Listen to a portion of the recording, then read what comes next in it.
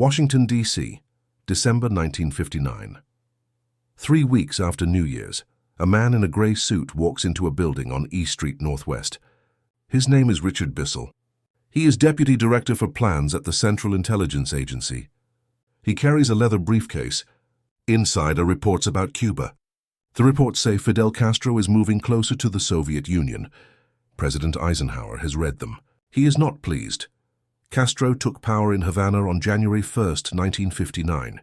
He overthrew Fulgencio Batista after years of guerrilla war in the Sierra Maestra Mountains. American officials watched it happen. At first, some thought Castro might be reasonable. By December, that hope is gone. Castro has nationalized American properties. He has executed hundreds of Batista's men. He speaks for hours on television, denouncing American imperialism. Bissell sits in his office on the 7th floor of the headquarters building in Langley, Virginia.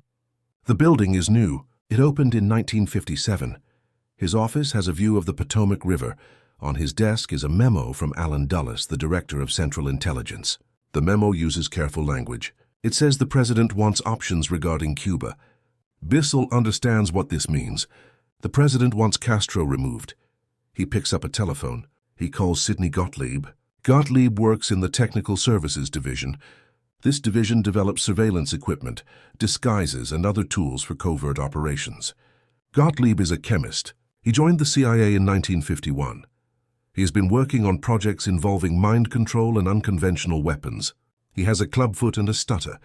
He keeps goats at his farm in Virginia and makes his own cheese. At work, he is known for unusual ideas. Gottlieb arrives at Bissell's office 2 days later. It is morning. Bissell closes the door. He tells Gottlieb the agency needs methods to eliminate Castro. He says the methods must not be traceable to the United States. Gottlieb listens. He takes notes in a small notebook. When Bissell finishes, Gottlieb says he will prepare options. 3 weeks pass. Gottlieb returns with a list. The list includes several proposals. One involves a poison that causes temporary mental illness. Another involves a chemical that would make Castro's beard fall out, destroying his image as a revolutionary leader. A third involves cigars. Castro smokes cigars constantly. He prefers Cohibas, a premium Cuban brand. Gottlieb explains that cigars could be treated with botulinum toxin. This toxin is one of the most lethal substances known to man. A tiny amount can kill. It could be applied to the cigar in a way that would release upon lighting. Castro would inhale the poison. He would die within hours. Bissell asks if this is feasible. Gottlieb says yes. The Technical Services Division has access to botulinum toxin. The toxin can be prepared in a form that remains stable. The challenge is delivery. Someone would need to replace Castro's cigars with poisoned ones. This would require access to his personal supply. Bissell approves the plan. He tells Gottlieb to proceed. Gottlieb returns to his laboratory in Building 13 at the Langley compound. He works with a team of chemists. They prepare the toxin. They test application methods. They use animal subjects to verify lethality. By February 1960, they have a working prototype. The cigars are Cohibas. The Technical Services Division obtains a box through a contact in Mexico City. The cigars are high-quality, handmade in Havana. Each cigar is approximately 6 inches long. The wrapper is smooth Connecticut shade tobacco. Gottlieb's team carefully treats several cigars with botulinum toxin. The toxin is concentrated near the head of the cigar, where Castro would place his mouth. The treatment leaves no visible trace. The cigars look and smell normal. The box is sealed. It is placed in a diplomatic pouch. The pouch travels to the CIA station in Havana. The station is located in the American Embassy on the Malecon, the waterfront boulevard. The chief of station is a man named Jim Noel. He has been in Havana since 1958. He speaks Spanish fluently. He knows Cuba well. Noel receives the pouch in March 1960. He opens it in his office. Inside is the box of cigars and a classified cable from Langley. The cable explains the operation. It instructs Noel to recruit an asset with access to Castro's personal effects. The asset should replace Castro's cigars with the treated ones. The cable emphasizes that the operation must remain secret. If it fails, the United States government will deny all knowledge. Noel considers his options. He has several Cuban agents working for the CIA. Most are former Batista officials or members of the Cuban elite who oppose Castro. Some have connections inside the new government. Noel needs someone close to Castro, someone with regular access to his residence or office. He identifies a candidate. The man's name is not recorded in declassified documents. He is described only as a Cuban official with access to government buildings. Noel meets him at a safe house in Miramar, a neighborhood in western Havana. The house belongs to an American businessman who left Cuba in January. The windows are covered with heavy curtains. Noel and the Cuban official sit in the living room. Noel does not show him the cigars immediately. He asks if the official can obtain access to Castro's personal cigars. The official says maybe. He explains that Castro keeps cigars in several locations. He has a box in his office at the presidential palace. He has another box at his residence in Kojima, a fishing village east of Havana. He sometimes carries cigars in his uniform pocket.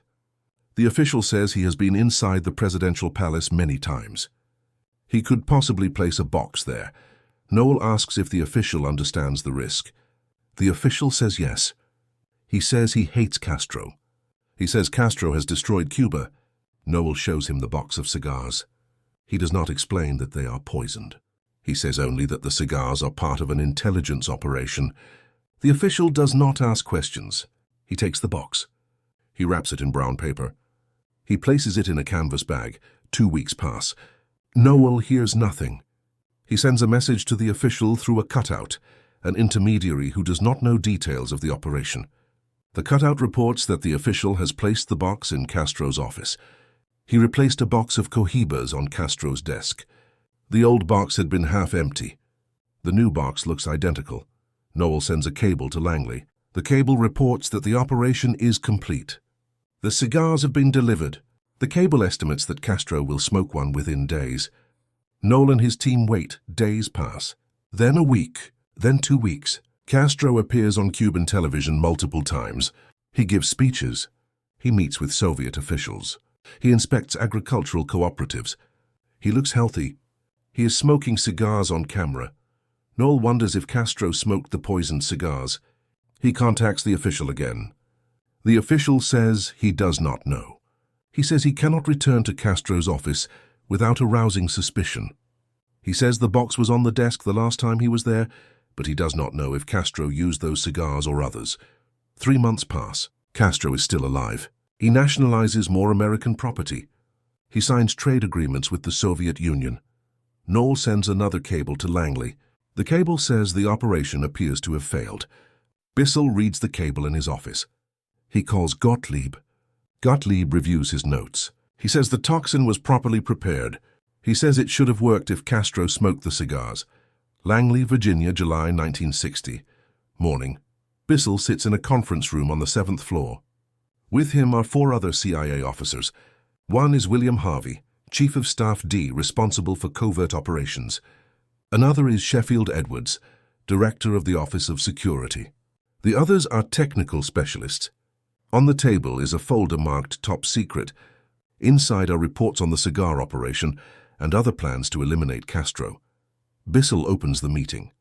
He says the cigar operation did not succeed. He says they need to understand why. Gottlieb, who is also present, suggests several possibilities. Castro might not have smoked the treated cigars. Someone else might have smoked them instead. The toxin might have degraded during transport. The concentration might have been insufficient. Harvey asks if they should try again. Bissell says no. He says the window for that method has closed. If Castro did receive the poisoned cigars and did not smoke them, a second attempt would be too risky. Someone might inspect the cigars. The plot could be exposed. Edwards suggests alternative methods. He mentions an exploding seashell.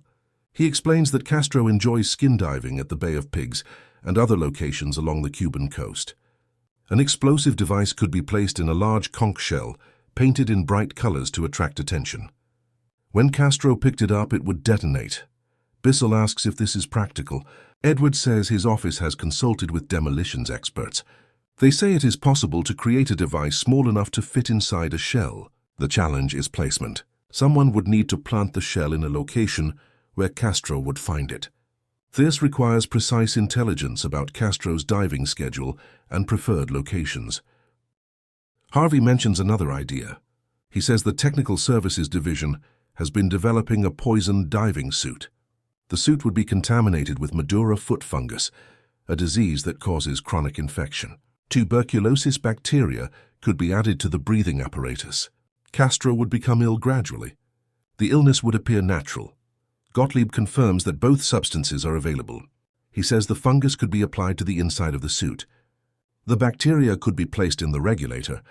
He says Castro would need to wear the suit for the plan to work. This presents the same problem as the exploding shell. They would need to ensure Castro used that specific suit. Bissell asks if anyone has information about Castro's diving equipment. One of the technical specialists says the CIA has no current intelligence on this subject. He says Castro's diving habits are not well documented. Acquiring a suit Castro would actually use seems difficult. The meeting continues for 2 hours. They discuss other possibilities. One involves thallium salts, which could be placed in Castro's shoes. The salts would be absorbed through the skin, causing his hair to fall out. Another involves LSD, which could be sprayed in the radio studio where Castro records speeches. The LSD would cause him to appear insane during a broadcast, destroying his credibility. By the end of the meeting, Bissell has approved 3 new operations. The first involves the exploding shell. The second involves the poisoned diving suit. The third involves thallium salts. All 3 will be developed by the Technical Services Division. All 3 require further intelligence about Castro's personal habits. In August 1960, a CIA officer named James Donovan travels to Havana. Donovan is a lawyer. His cover story is that he is negotiating the release of prisoners from the failed Bay of Pigs invasion, which has not yet happened. His actual mission is to gather intelligence about Castro's routines. He spends 3 weeks in Cuba. He meets with Cuban officials. He observes Castro at public events. He files reports with the Havana station. Donovan reports that Castro's schedule is unpredictable. He sometimes announces television appearances hours in advance. He travels with armed guards. He changes his sleeping locations frequently. Donovan says Castro is aware of assassination threats. He takes precautions. Donovan says any operation will be difficult. Meanwhile, Gottlieb's team continues work on the technical devices. They create a prototype explosive shell. It is a large queen conch shell, approximately 10 inches long. Inside is a small explosive charge with a pressure trigger. The charge is powerful enough to kill a man at close range. The shell is painted with bright colors to make it attractive. It looks natural. They also prepare a diving suit. It is a standard wetsuit, black neoprene with a zippered front. The inside is treated with Madura foot fungus spores. The spores are concentrated in areas that would contact Castro's skin. The breathing regulator is contaminated with tuberculosis bacteria. The suit is sealed in plastic and placed in storage. The thallium salt operation requires a different approach. Thallium is a heavy metal. It is used in rat poison. When absorbed through the skin, it causes hair loss, among other symptoms. The plan is to treat Castro's shoes with a thallium compound. The compound would be applied as a liquid or powder. Castro would wear the shoes. The thallium would be absorbed. Within weeks, his hair and beard would fall out. To implement this plan, the CIA needs access to Castro's shoes. This presents obvious difficulties. Castro does not leave his shoes unattended in public places. An asset would need to enter his residence or another private location. In September 1960, Bissell receives a proposal from Sheffield Edwards. Edwards suggests using organized crime figures to assassinate Castro. He explains that American mafia leaders have lost casinos and other businesses in Cuba due to Castro's nationalization policies. They have motivation to help. They also have connections in Cuba that the CIA lacks. Bissell is skeptical. He asks if mobsters can be trusted. Edwards says they can be controlled through intermediaries. He says the CIA would not deal with them directly. Edwards mentions 2 names, Johnny Roselli and Sam Giancana. Roselli is a Las Vegas figure with connections to Hollywood. Giancana runs organized crime operations in Chicago. Both have expressed interest in removing Castro. Bissell says he will consider it. He asks Edwards to prepare a detailed proposal. Edwards leaves the meeting. He contacts Robert Maheu, a former FBI agent who now works as a private investigator in Los Angeles. Maheu has done work for the CIA before. Edwards asks Maheu to approach Roselli. Maheu meets Roselli at the Brown Derby restaurant in Beverly Hills in late September. They sit in a booth near the back. Maheu explains that he represents businessmen who want Castro eliminated. He does not mention the CIA. Roselli asks what kind of businessmen. Maheu says international corporations with interests in Cuba. Roselli understands. He says he might be able to help. He says he knows people. Roselli contacts Sam Giancana. They meet in Chicago at the Armory Lounge, a restaurant Giancana owns. Giancana listens to the proposal. He asks what the payment would be. Roselli says the businessmen will provide support and equipment. There is no specific cash payment. Giancana asks what kind of equipment. Roselli says poison, weapons, whatever is needed. Giancana agrees to help. He says he has contacts in Havana who might be able to reach Castro. He mentions Santos Traficante Jr., a Tampa mobster who ran casinos in Cuba before the revolution. Traficante was briefly imprisoned by Castro's government, but was released in 1959. He still has connections on the island. In October 1960, Maheu, Roselli, and Giancana meet in Miami. They stay at the Fontainebleau Hotel on Collins Avenue. Traficante joins them. The four men sit by the pool. They discuss methods. Traficante says shooting Castro is difficult. Castro travels with bodyguards. He wears a bulletproof vest. A shooting would require a skilled marksman with access to Castro at close range. Poison is easier, Traficante says. He suggests poison pills. The pills could be given to someone in Castro's inner circle. That person could dissolve the pills in Castro's food or drink. Castro would die within hours. The death would appear natural, like a heart attack or stroke. Maheu listens. He takes notes. After the meeting, he contacts Edwards. He reports that the mobsters prefer poison pills. Edwards informs Bissell. Bissell tells Gottlieb to prepare the pills. Gottlieb's laboratory, Building 13, Langley, Virginia, November 1960. Gottlieb sits at a workbench. In front of him are small glass vials containing white powder. The powder is botulinum toxin, the same substance used in the cigars. He has been asked to prepare the toxin in pill form. The pills must be small enough to conceal. They must dissolve quickly in liquid. They must be lethal in small doses. He works with two other chemists. They test different formulations.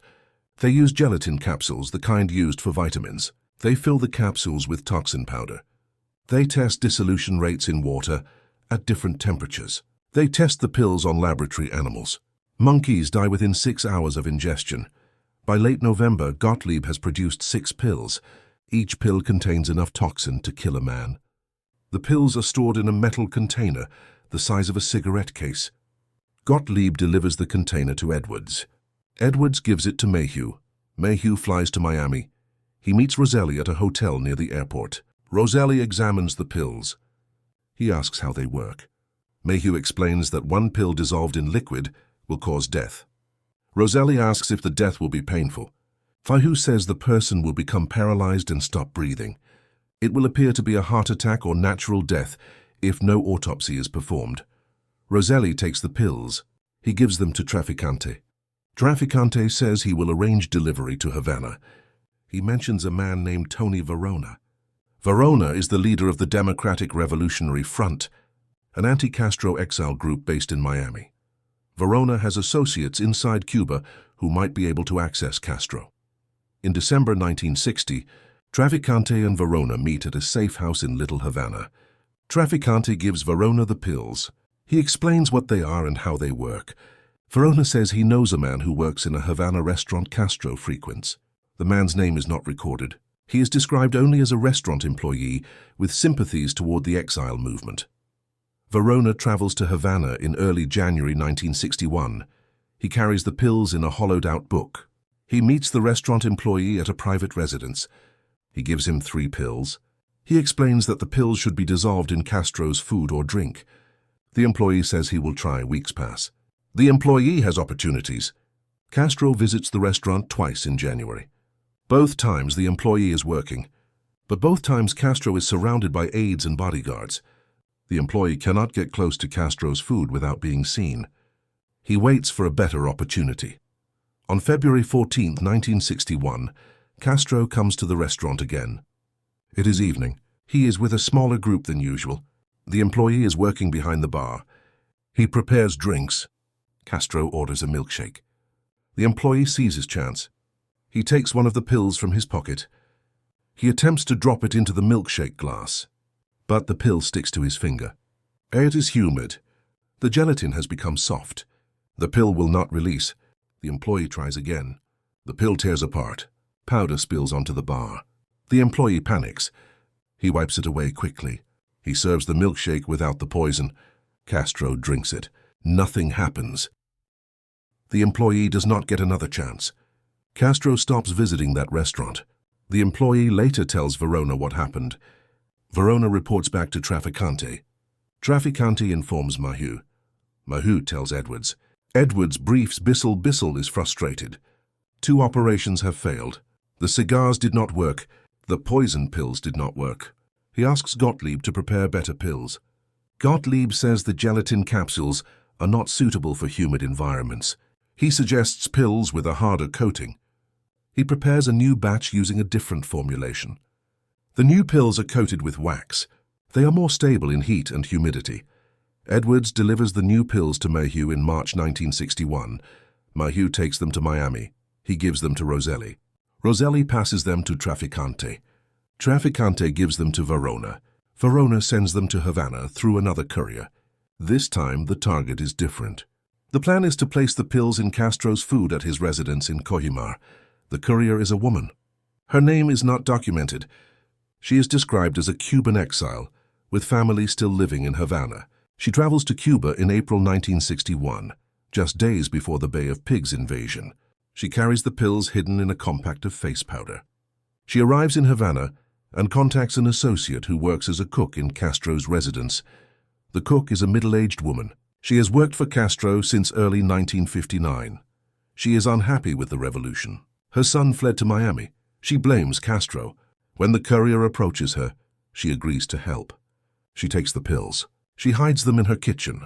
On April 17, 1961, the Bay of Pigs invasion begins. Approximately 1,400 Cuban exiles trained by the CIA land at Playa Girón on Cuba's southern coast. Castro mobilizes the Cuban military. He personally directs the defense. The invasion is chaotic. Castro is constantly moving between command posts. He eats irregularly. The cook has no opportunity to use the pills. The invasion fails within 3 days. Most of the exile force is killed or captured. Castro appears on television. He declares victory. He denounces American imperialism. He is energized, defiant. The cook watches on television. She realizes the revolution has grown stronger. She loses her nerve. She does not use the pills. She later throws them away. The CIA learns of this failure in May 1961. Verona reports that the cook did not complete the mission. Trafficante tells Maheu. Maheu informs Edwards. Edwards tells Bissell. By this time, Bissell has other problems. The Bay of Pigs has been a disaster. President Kennedy is angry. The CIA is under scrutiny. Bissell's position is uncertain.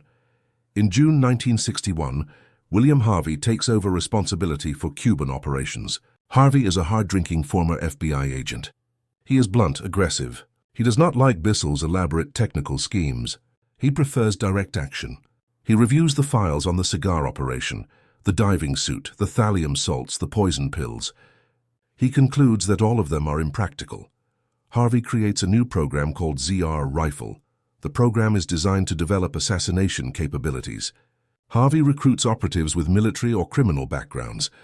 He acquires weapons and equipment. He focuses on more straightforward methods, rifles, explosives, ambushes. But Harvey also continues the poison program. He asks Gottlieb to prepare more pills. He asks for other poisons as well. He wants options. Gottlieb complies. By late 1961, the Technical Services Division has produced poison pills, poison pens, poison needles, and poison cigars. The cigars are a new batch, prepared with a different toxin. The new cigars are treated with a chemical agent called BZ. This is a hallucinogenic drug developed by the U.S. Army. It causes disorientation, confusion, and hallucinations. The idea is not to kill Castro, but to incapacitate him during a public appearance, making him seem insane or incompetent.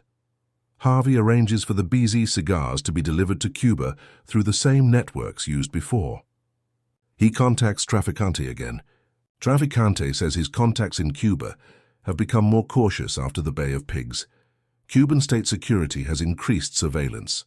Planting items in Castro's office or residence is now extremely risky. Harvey considers other options. In early 1962, he learns that Castro will attend a reception at the Brazilian embassy in Havana. The reception is scheduled for February. Foreign diplomats and Cuban officials will attend. Harvey wonders if an operative could attend the reception and approach Castro. He discusses this with Edwards and several operations officers. They conclude that placing an operative at the reception is possible but dangerous. Cuban security will be present. Any suspicious behavior will be noticed. They decide the risk is too high. Instead, Harvey focuses on recruiting Cubans already on the island. He increases payments to agents. He offers cash, weapons, and support. Through the Miami station, he contacts leaders of anti-Castro groups. He tells them the CIA will support operations against Castro. He does not specify assassination, but the implication is clear. Between 1962 and 1963, the CIA makes at least 8 more attempts to kill Castro. Most involve firearms or explosives. None succeed. Castro survives them all. Some operations are betrayed by double agents. Some fail due to logistical problems. Some never reach the execution stage. In November 1963, President Kennedy is assassinated in Dallas. The CIA's anti-Castro operations come under intense scrutiny. Questions are raised about possible connections between the assassination and CIA activities in Cuba. Harvey is transferred to Rome. Edwards retires. The poison programs are quietly shut down. In 1975, the Church Committee investigates CIA assassination plots. Sidney Gottlieb testifies. He describes the cigar operation and the poison pills. He says the cigars were prepared with botulinum toxin. He says 6 poison pills were delivered to Cuba. He says none of the operations succeeded. The committee examines why the operations failed. Gottlieb suggests several reasons. The cigars may have degraded during storage or transport. Castro may never have smoked them. The poison pills suffered from technical problems. The gelatin capsules softened in humidity. The couriers and agents lost their nerve or lacked access at critical moments. The committee also examines why the CIA pursued such elaborate schemes. Some members find the ideas absurd. Exploding seashells, poison diving suits, powder to make beards fall out. One senator asks if the CIA took these ideas seriously. Gottlieb says yes. He says the Technical Services Division was asked to develop methods that would not be traceable to the United States government. Exotic methods provided deniability. Richard Bissell testifies as well. He is retired by then. He confirms that President Eisenhower wanted Castro removed. He says the CIA interpreted this as authorization for assassination. He says the poison cigar operation was approved at the highest levels of the agency. He says it failed for operational reasons, not because it was technically unsound. The committee's final report, published in 1976, documents at least 8 major CIA plots to kill Castro. The report describes the cigar operation in detail. It notes that the cigars were prepared in late 1959 or early 1960 and delivered to Havana in March 1960. It states that there is no evidence Castro ever smoked the poisoned cigars. The report concludes that the operation was poorly planned and unlikely to succeed. Fidel Castro learned about the assassination attempts from multiple sources. Some plots were uncovered by Cuban intelligence. Others became known through defectors and press reports. In a 1977 interview, Castro said he was aware of many attempts on his life. He said he was not surprised. He said the United States had been trying to kill him for years. He said he took precautions but did not live in fear. Castro joked about some of the plots. He mentioned the cigars during a speech in 1981. He said the CIA wanted to give him a cigar that would explode. He said he kept smoking cigars anyway. The audience laughed. Castro smiled. He lit a cigar on stage. By the 1980s, the poison programs were history. The CIA had moved on to other methods and other targets. Sidney Gottlieb retired to his farm in Virginia. He died in 1999. Richard Bissell died in 1994. William Harvey died in 1976. Sheffield Edwards died in 1975. Most of the Cuban agents involved in the operations were never publicly identified. Some were arrested by Cuban authorities. Some fled to Miami. A few remained in Cuba, their roles unknown. The cigars themselves disappeared. There is no record of what happened to them. They may have been destroyed. They may have been lost. They may still be somewhere in Cuba, in a desk drawer or a storage room, forgotten. Fidel Castro continued smoking cigars for most of his life. He favored Cohibas and Trinidads, both Cuban brands. He appeared on television with cigars. He gave them as gifts to visitors. In the 1980s, he reportedly gave up smoking for health reasons, though some accounts say he continued in private. Castro remained in power until 2006, when illness forced him to hand authority to his brother Raúl. He survived more assassination attempts than any other modern leader. The exact number is disputed. Cuban officials claim there were over 600 attempts. American sources suggest the number is much lower, perhaps a few dozen. The true figure is unknown. Fidel Castro died on November 25, 2016, at age 90. The cause of death was not officially disclosed. Cuban state media said he died of natural causes. There were no reports of poison, no exploding shells, no contaminated diving suits. He died in bed, surrounded by family. The CIA's poison cigar operation remains one of the most curious episodes in Cold War history. It reflects the atmosphere of that era, when intelligence agencies pursued covert operations with little oversight. It also reflects the creativity and absurdity that sometimes characterize those efforts. The operation failed completely. Castro never smoked the poisoned cigars. But the story endured. It became part of the legend surrounding both Castro and the CIA. Decades later, it is remembered not as a serious threat, but as a strange, almost comic footnote to a deadly, serious conflict.